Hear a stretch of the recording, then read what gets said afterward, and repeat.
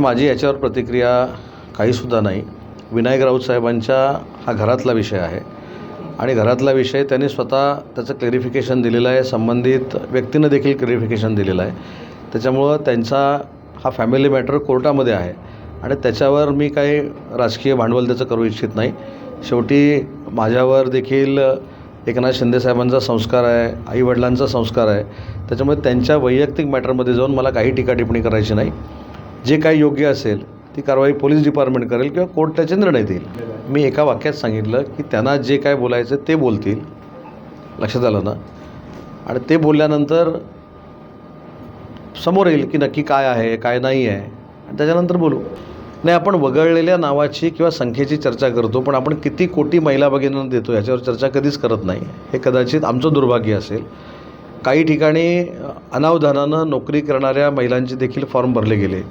काही ठिकाणी पुरुषांच्या नावावर फॉर्म भरले गेले, पुरुषांच्या खात्यामध्ये पैसे जमा झाले. अशा पद्धतीचे आक्षेप असलेले जे फॉर्म आहेत ते वगळण्याचा निर्णय घेतलेला आहे. त्याच्यामध्ये कुठेही पात्र महिला जी आहे, आमची महिला भगिनी जी आहे, तिला वगळण्याचा निर्णय याच्यामध्ये घेतलेला नाही. परंतु किती कोटी महिला भगिनींना आपण देतो आहे ते न बोलता किती कमी झालं आहे ह्याच्यावरच आपण बोलतो. आणि हे विरोधकांची एक वेगळी स्टाईल आहे. हे फारच लवकर पाठिंबा जाहीर केला ना. आज कितवा दिवस चालू आहे? 16वा दिवस. किती जाऊ लवकर जाहीर केला. त्याच्या पलीकडे काय बोलायचं. फारच लवकर त्यांनी हा पाठिंबा जाहीर केलेला आहे. परंतु देशातल्या युवा पिढीसाठी, देशातल्या उद्योजकांसाठी, देशातल्या शेतकऱ्यांसाठी, देशातल्या कामगारांसाठी केंद्र शासन काम करतं आहे, राज्य शासन काम करतं आहे. हा विश्वास मतदारांचा असल्यामुळंच NDAचं सरकार हे देशामध्ये आलेलं आहे आणि महायुतीचं सरकार हे महाराष्ट्रामध्ये आलेलं आहे. नाही, कन्हैया कुमार हा अजून कुमारच आहे. तो अनमॅच्युअर्ड आहे, अपरिपक्व आहे. भाषण करता येतं म्हणून कोणावर टीका करायचा हा त्यानं जो काही धंदा सुरू केलेला हा योग्य नाही.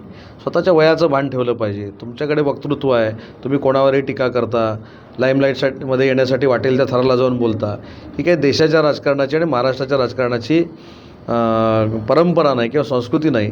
आमचा शिवसेनेचा एकनाथ शिंदेसाहेबांच्या नेतृत्वाखाली काम करणारा गटप्रमुख त्याला भास आहे.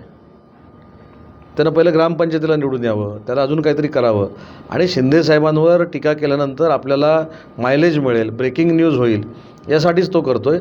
म्हणून त्याचं नाव कन्हैया कुमार जरी असलं तरी तो कुमार कन्हैयाच आहे, अजून अपरिपक्व आहे, अनमॅच्युअर्ड आहे. आणि याच्यामध्ये काय, सुप्रीम कोर्टामध्ये जर पिटिशन दाखल असेल आणि सुप्रीम कोर्टानं जर त्याचा खुलासा मागवला असेल तर त्याच्यामध्ये वावगं काय. शेवटी ती न्यायालयाची एक सिस्टीम आहे, न्यायालयाची एक भूमिका आहे. त्याच्यावर मी बोलणं योग्य नाही. जसं 16 दिवसांनी दिल्लीला त्यांनी पाठिंबा दिला तसंच अनेक वर्षानंतर सुचलेलं हे शहाणपण आहे. ज्यावेळी आमच्या खासदार नवनीत राणा आणि राणा हे दाम्पत्य हनुमान चालिसा वाचायला बसलं त्यावेळी त्यांना हे जेलमध्ये टाकणार आहे. राम मंदिर बांधू नये म्हणून सांगणाऱ्या काँग्रेसच्या मांडीवर बसलेली ही सगळी लोकं, यांनी आता हिंदुत्व काय शिकवावं. आता मी जसं तुम्ही सांगितलं की आता ते काहीतरी दीपक कोण त्याला भेटायला ते जाणार आहेत, तसंच आहे, उशिरा सगळं. तर ह्याच्यामध्ये मला असं वाटतं की म्हणजे मी अनेक वेळा असं सांगतो, हा शालेय शिक्षणामधला खेळ झालेला आहे की तुम्ही काहीतरी केलं म्हणून मी तुझ्या घरासमोर येणार, तुम्ही काहीतरी केलं म्हणून तुझ्या शाळेत येणार, तुम्ही काय केलं म्हणून तुझा डबा चोरणार. याला काही अर्थ नाही. उशिरा सुचलेलं हे शहाणपण आहे. जसं तुम्ही सांगितलं की दिल्लीच्या आंदोलनाला आता 16 दिवसानंतर त्यांनी पाठिंबा दिला, तसंच हिंदुत्व वर्षानुवर्ष काँग्रेसबरोबर राहिल्यानंतर त्यांना सुचतं आहे. हे आमचं सगळ्यांचं भाग्य आहे. ऑपरेशन टायगर म्हणण्यापेक्षा शिवसेनेतले एकनाथ शिंदेसाहेबांच्या नेतृत्वाखालचे प्रवेश हे सातत्यानं सुरू राहणार. अनेक नगरसेवक, अनेक महानगरपालिकेचे नगरसेवक, अनेक माजी आमदार, अनेक माजी खासदार, जमलं तर महाविकास आघाडीचे काही आमदार, हे सगळे आमच्यासोबत यायला तयार आहेत. त्याच्यामुळं अजिबात चिंता करण्याची आवश्यकता नाही. ऑपरेशन 1, 2, 3वर आम्ही थांबणार नाहीत. ऑपरेशन भरपूर अजून व्हायची आहेत. मला अशा गोष्टीवर चर्चा देखील करायची नाही. मला माझ्या पक्षाची भूमिका मांडायची आहे. मला माझ्या नेतृत्वावर जे कोणतरी आलतू फालतू येऊन टीका करतात त्यांच्यावर बोलायचं आहे. त्याच्यामुळे मगाशी मी सांगितलं की जो राऊतांच्या बाबतीतला, विनायक राऊतांच्या बाबतीतल्याच या प्रसंगामुळे ह्या सगळ्या पत्रकार परिषद झाल्या आहेत.